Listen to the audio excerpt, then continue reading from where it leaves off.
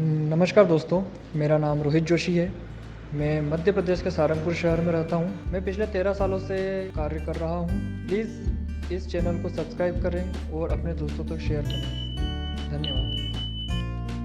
तो सबसे पहले आज हमारे बीच हैं रोहित जोशी और जिनका आज जन्मदिन है। तो हम सभी रोहित को जन्मदिन की बहुत सारी शुभकामनाएं देते हैं और उनसे जानने की कोशिश करते हैं कि उन्होंने आर्ट फील्ड में उनका आगमन कैसे हुआ, वो किससे प्रभावित हुए, किस तरह से इस फील्ड की और उनका रुझान बना। तो बहुत बहुत स्वागत है Rohit Joshi. Thank you sir. तो बताइए कि आपकी शुरुआत कैसी हुई, किन्होंने आपको कॉलेज के बारे में बताया या कला के क्षेत्र के बारे में बताया? मैं वैसे तो चित्र शुरुआत से ही बना रहा था। फिर 12th के बाद में मेरे दीदी हैं जो इसी फील्ड में थे। ओके। उन्होंने मुझे कॉलेज के बारे में बताया कि इंदौर में कोई फाइन आर्ट कॉलेज है। मैं फिर ये कॉलेज ज्वाइन करा तो फिर ये शुरुआत हुई कि ये फील्ड भी हुए, उस तरह से इसमें काम भी होता है। पहले तो मुझे रंगों के और किसी के बारे में पता ही नहीं था कि रंग कैसे लगाते हैं या किसी का काम होता है। लेकिन फिर कॉलेज में आने के बाद मुझे हर चीज के बारे में नॉलेज हुआ कि कैसे काम होता है, वाटर कलर क्या होता है, एक्रिलिक क्या होता है। तो धीरे धीरे करके काम करना शुरू किया और आज अपना काम कर रहा हूँ। पिछले 13 साल से मैं काम कर रहा हूँ इस फील्ड में। ओके। तो आपके चित्रों में जो विषय वस्तु इंडियन माइथोलॉजी या उससे संबंधित कुछ देखते हैं, तो उस संबंध में या उसको आपको करने में किस प्रकार के विचारधारा से आप आपके कामों को उकेरते हैं? मेरा ये है कि मैं बचपन से ये हमारे यहाँ जो पौराणिक कथाएं हैं और जो बड़े लोगों से सुना है, उन्हीं विषयों को लेकर के मैंने अब काम करना शुरू किया है। पहले मेरे सब्जेक्ट अलग थे, लेकिन बाद में मैंने जब देखा कि हमारे इंडियन आर्ट क्या है, इंडियन आर्ट को जब मैंने देखना शुरू किया तो मिनिएचर्स में और सभी जगह देखने को मिलता है कि वो हमारी भारतीय परंपराओं इन सब विषयों पर काम करते हैं। देवी देवताओं पर या पुरानी कथाओं पर ज्यादा चित्रण किया हुआ है। मैंने भी उन्हीं चित्रों को उनको ही लेकर के अपना काम फिर शुरू किया कि मैं जब इन्हीं विषयों पर ज्यादा मुझे नॉलेज है, ज्यादा मैं इनके बारे में पढ़ता हूँ या मैं पूरे समय धर्म की चीजों से जुड़ा हुआ हूँ, तो मैं उस पर काम क्यों नहीं कर सकता। तो मैंने उन्हीं विषयों को लेकर के काम करना शुरू किया है।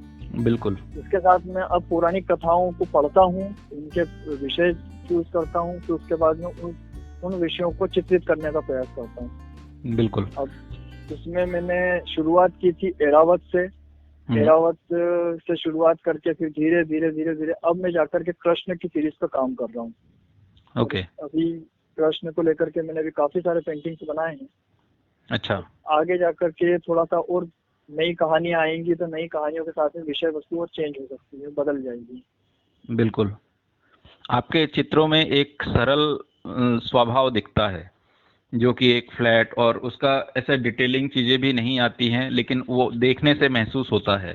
तो ये जैसे आप इंदौर कॉलेज से हैं, इंदौर कॉलेज में एब्स्ट्रैक्शन का बहुत बोलबाला है, तो क्या आप भी इन्फ्लुएंस हुए एब्स्ट्रैक्शन में या फिर आपने आपका रास्ता स्वयं इस तरीके से? मैं कभी एब्स्ट्रैक्शन की तरफ नहीं झुका। मैं हमेशा फिगरेटिव के ऊपर ही काम करता हूँ, फिगरेटिव वर्क ही करता हूँ। शुरुआत से मैं फिगरेटिव कर रहा था और आगे भी मैं फिगरेटिव ही करता रहता हूँ। लेकिन हाँ, आने वाले समय में हो सकता है कि मेरे चित्रों में फिगर की जगह और कुछ ऑब्जेक्ट्स आ जाएं। लेकिन रहेगा काम इसी तरह से माइथोलॉजी पर ही, या मैं इंडियन आर्ट को लेकर ही काम करूंगा। ओके।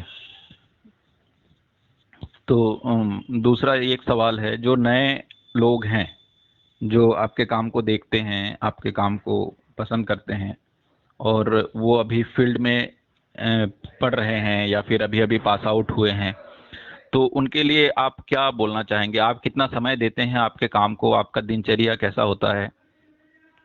मैं उन्हें यही कहना चाहता हूँ कि आप लगातार काम करते रहिए और काम के प्रति सजग रहिए।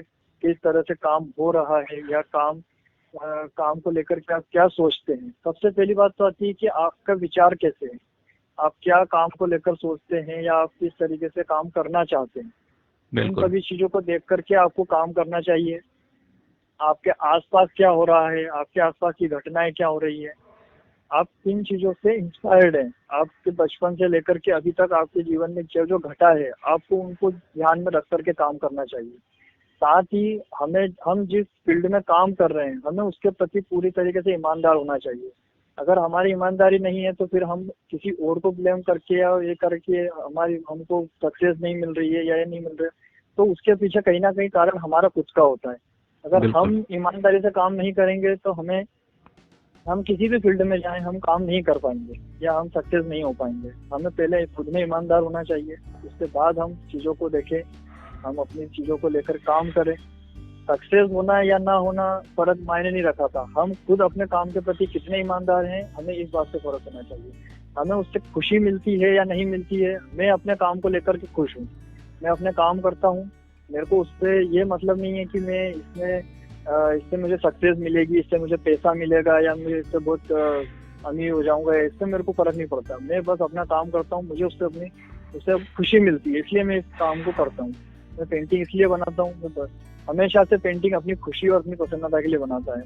मुझे इस बात से फर्क नहीं पड़ता कि मैं इससे समाज को क्या मिलेगा या क्या नहीं मिलेगा, बिल्कुल इस बात पे फोकस नहीं करता। बिल्कुल। कोरोना के समय में आपके दिनचर्या में कुछ फर्क आया, या जो भी चीजें हम बोलते हैं कि इस टाइम में, लॉकडाउन के टाइम में आपने अत्यधिक समय दिया होगा, और ये तो श्योर है, बट वो आपका दिनचर्या में उस तरह से किस प्रकार आया? और बहुत से लोग अभी लॉकडाउन में अपने अपने घर पे हैं, तो उनको कुछ सुझाव देना चाहेंगे? हाँ, इसमें दिनचर्या पे तो काफी फर्क पड़ा है। वैसे तो मैं देखा जाए तो ये एक सुनहरा अवसर है कलाकारों के लिए कि उन्हें टाइम मिल रहा है अपने काम के लिए।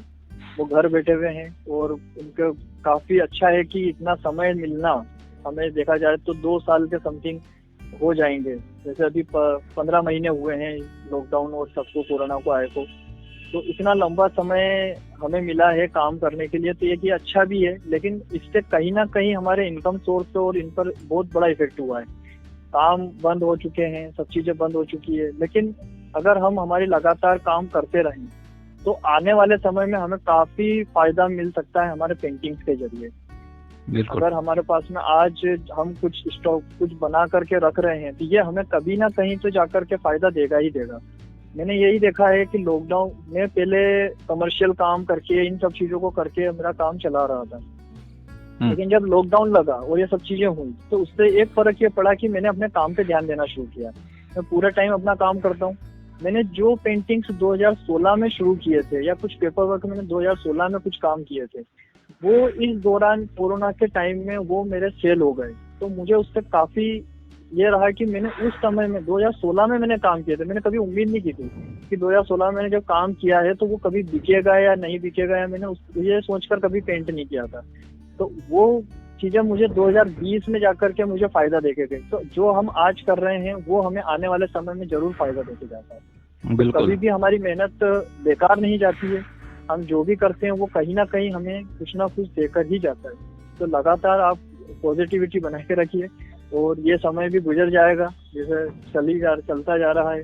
तो हमारा जितना है हम उतना काम कर सकते हैं। बिल्कुल। और यही हमारा लक्ष्य होना चाहिए कि हमें बस काम करना है और मन लगा करके काम करें। बिल्कुल, काम अपना रास्ता खुद स्वयं तय करता है, ये तो सभी कहते हैं और कहते हुए आए हैं। तो इसी बात पे हम आज बहुत अच्छी एक बातचीत रही है, और आने वाले समय में हम स्टूडियो विजिट भी करेंगे, हो सकता है वो ऑनलाइन हो। और ये बहुत एक नया मज़ेदार कॉन्सेप्ट है कि हम अपने घर पे बैठे हम रोहित जोशी का स्टूडियो विजिट कर सकते हैं। ये ऐसी कुछ सुविधाएं आने वाले समय में होंगी, और रोहित अपने नए नए काम और नई जो चीज़ें कर रहे हैं उसके लिए दिखाएंगे। और जो भी मित्र इस चैनल पे नए हैं वो इस चैनल को सब्सक्राइब ज़रूर कर लें, और हमारे चैनल का जो बेल आइकॉन है उनको ज़रूर दबाएं, क्योंकि ये इस तरह की और वीडियोस इसमें आते रहेंगे। तो आपका दिन शुभ हो। बहुत बहुत धन्यवाद। धन्यवाद।